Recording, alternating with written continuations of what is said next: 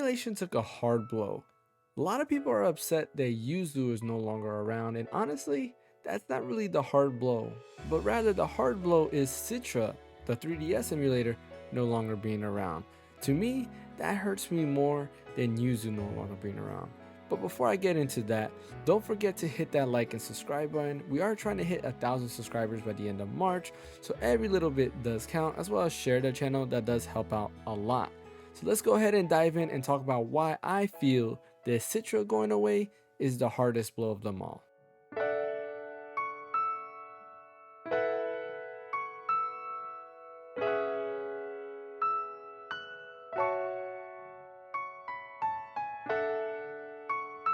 You see, I'm not too upset about Yuzu because the Nintendo Switch is readily available. If you want to go ahead and play a Switch game, you can easily just go ahead and purchase a Nintendo Switch Lite, or a Switch OLED and play those games. The eShop is also available. You can easily go ahead and buy games digitally, and of course, a lot of games are still available physically.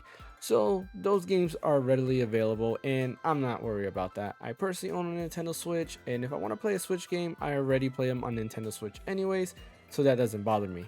Not only that, there are other emulators out there such as Ryujinx that do emulate Switch games, so those are readily available as well. So it's not like Switch emulation is dead. But when it comes to 3DS emulation, that is a different story. You see, Citra was the best 3DS emulator out there, and as far as I know, a lot of the other 3DS emulators out there are either they're still being made, so they're not readily available. You can't really just go ahead and download it. They have them, pretty much locked away, not behind Patreon or anything like that, but they just have them put away, and they give a little bit of updates here and there, but that's about it. B, when it comes to buying a 3DS, yeah, you have to go to the secondhand market to buy it. Nintendo's not producing 3DSs anymore, so there's really no way to officially get a 3DS and support Nintendo that way. And C, of course, the eShop is no longer a thing. Therefore, you can't purchase games whether it be digitally. Of course, there's no physical cartridges anymore, and a lot of games that are digital only are just pretty much gone. So when it came to the 3DS, the only way to play those games now was, well, through emulation. Unless you buy a secondhand 3DS that is like an enormous giant price that, yeah, I just don't recommend doing that. They're just way overpriced for what they are. Unless you find a good deal, then of course I would recommend getting one. But when it comes to emulation and 3DS emulation, yeah, it's kind of done. The only other emulator I was personally able to find was Panda 3DS, which I haven't tried. I will be testing that, and I probably will make a video. Maybe, I don't know, because I might, lay low under the radar for a little bit because I don't want attention to go to Panda 3DS right now. But I do want to give it a try and see how it compares to Citra, because as far as I know, Citra was the best it was, especially when they added Vulkan not that long ago. It made every game just run so much better, and yeah, I was just happy about that. I have a lot of games on 3DS, such as Sonic Generations, which I have right here. I have a bunch of other games I have put away. And what I would actually do is I would go ahead and load them into my Steam Deck and play them using Citra, because I still wanted to play those games. I just didn't want to carry a separate console anymore. So I would just load them into my Steam Deck and play them that way. Now, I mean, I can still do it because I already had Citra, but a lot of people who just go ahead and get a Steam Deck, well, they're going to have to look where it's available. There are some archive.org links, which I won't put in this description. I would say just Google it and find out for your own. But there are other archive.org links that do have the latest Citra build for Mac, Windows, and Linux, so you can definitely go ahead and get those as well. But as far as that goes, there won't be any more updates. And just imagine this, if we never got that Vulkan update, 3DS emulation wouldn't be where it is right now. And you see, that's the thing that bugs me the most. When it comes to emulation, my views on emulation is this, and I do have to give a shout out to Ash Destroyum, who's part of the podcast. He actually changed my view on emulation. I was that guy that was like, oh, don't emulate anything. Go ahead and buy a physical copy and play it on a native platform. But then he brought up a good point. If A, the developers are no longer making that game, or rather printing that game, then they're no longer making money. And B, those platforms are no longer readily available. Therefore, if you need that platform to play a certain game, you got to buy that platform from somebody else, which also doesn't make the developer or the company any money. And at that point, I was like, yeah, that kind of makes sense, because a lot of retro gaming consoles are just pretty high. The prices have skyrocketed, especially since the pandemic, and they're just really pricey. I remember I wanted a 2DS because the 2DS looks pretty awesome. I do have the new 3DS, and I meant the 2DS XL, not the regular Wedge 2DS. I don't like that one. But I do have the new 3DS, and I really do like the new 3DS. It's just the new 2DS was a lot slimmer, and I mean, I just like the way it looks. So I was looking to buy one, but they're just way up there in price, and to me, I don't think they're worth it. I mean, I'd rather invest that money into like an Ein Odin or something like that, rather than buy a 3DS that I really will only do GBA and 3DS games. Mainly 3DS and actually DS games, because GBAs I would just continue to play on my Steam Deck. But once he explained everything like that to me, it kind of made sense. And after that, I really started going back into emulation, because there was a lot of games that I really like to play that, well, they're no longer available. And I no longer have my PS1 because as a kid, I just got rid of it because I had the next cool thing, which was the PS2. And the PS2 did play PS1 games. So it's like, I really don't need that. And then I got the PS3 and got rid of the PS2 because the PS3 I had in the beginning did play PS2 games, and then of course I got the slim version, which no longer did that, and that kind of ruined everything. So in order for me to play something like Breath of Fire 4, for example, which is on PS1, the only way I can do that is through emulation. Capcom isn't doing anything with the Breath of Fire franchise. I mean, you can get Breath of Fire, I want to say, is it 2? I believe 2 is available on Nintendo Switch Online. But outside of that, there's really no way to go ahead and purchase it and support Capcom that way. I mean, I would love to put money where, you know, my mouth is and go ahead and purchase Breath of Fire, because I do want that franchise to come back. It's just Capcom's not redistributing it. They're not putting it like on Nintendo Switch or anything like that. Therefore, I have to emulate it. And that really does make sense. A lot of people are upset, or they were on the side of Nintendo when it came to emulation, just about the piracy side of things. And to be fair, there were a lot of people utilizing Yuzu for piracy. I mean, I know a couple people that just didn't want a Nintendo Switch. So what would they do? They would just go ahead and pirate the games that they wanted. And that's not the right way to go about things. There's this weird way of thinking out there that's like, it's morally correct to go ahead and pirate Nintendo games. It's not morally correct to pirate anything, honestly, especially if it's something that's already coming out. Now, if the game is no longer being distributed, there's no physical copies anymore, the shop has closed down, such as like the Wii U and the 3DS, then yeah, by all means, in my opinion, you know, it's open fields right there. You can go ahead and get whatever game there is, because Nintendo's no longer making money, or whatever said developers are no longer making money on those games. But if the game is available, go ahead and purchase it that way and play it the way they want you to play. A good example is Tactics Ogre.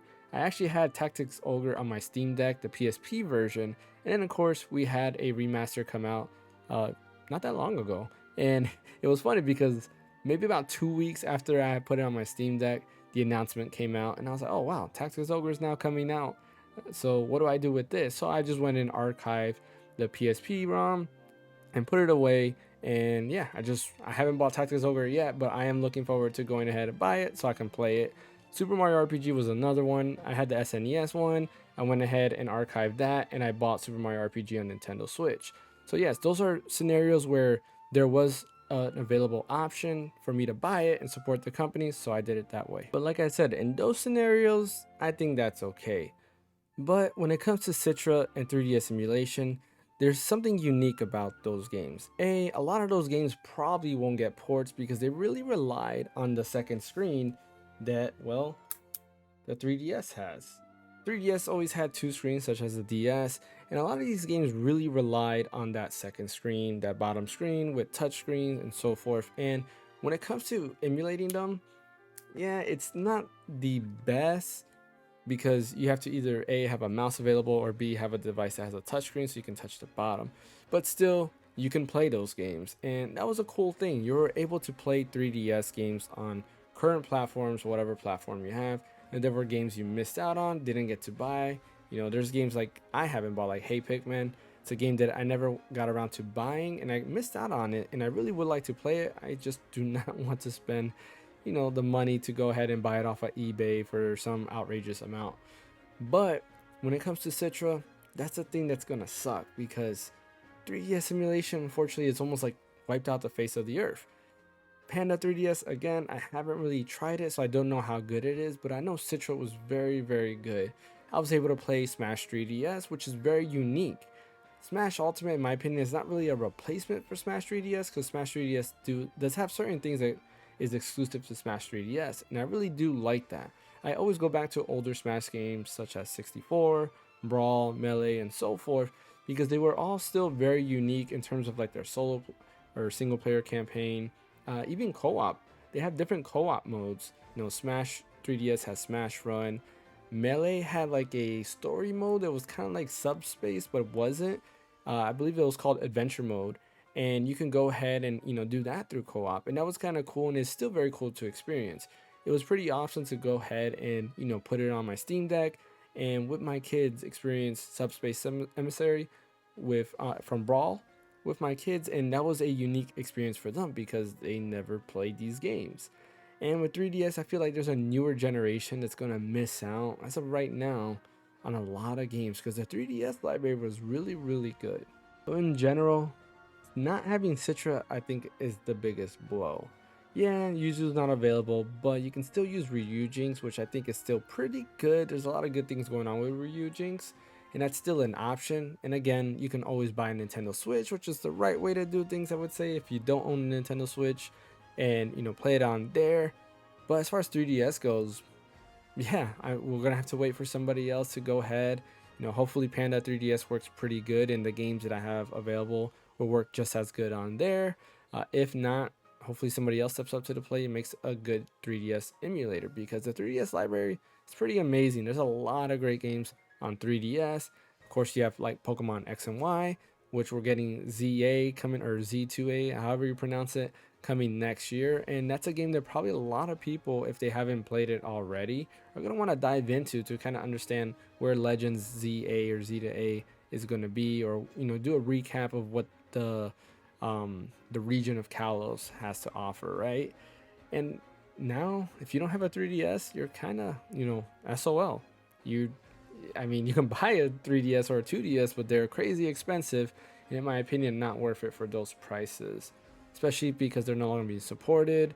You can always go ahead and mod your 3DS to do it that way, but some people are just not comfortable doing that. It's a lot easier to just go ahead and download an emulator and emulate it that way.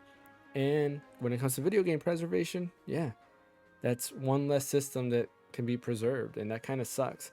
Unless Nintendo is planning on going ahead and somehow creating ports for the 3DS games into the Nintendo Switch, I think that was a bad move. I know it has something to do because Yuzu and Citra were actually the same developers, so that was probably just collateral damage because they owned them both. They had to give up both of those things. But let me know what you think about this. Are you more upset that Yuzu's gone than Citra? Or are you like me and you are very upset that Citra is no longer a thing? Definitely leave a comment in the comment section below and let me know what you think. I'm sure we all have other opinions. I'm sure you don't agree with everything I've said.